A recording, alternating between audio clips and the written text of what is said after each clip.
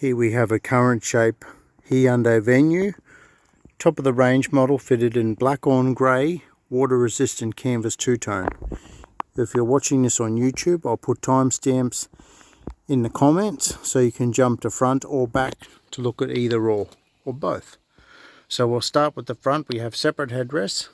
As mentioned, the seat covers are a two-tone water resistant canvas, black sides with a grey insert.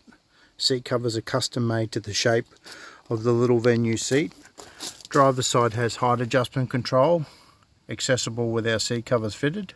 Airbag provision on the door sides of both backrests. Like a lot of Hyundais, there's capping on the back of the front seat. We go inside that capping.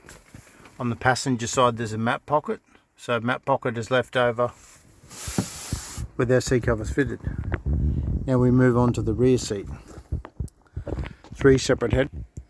It's a 60-40 split backrest, so 60 side behind the driver.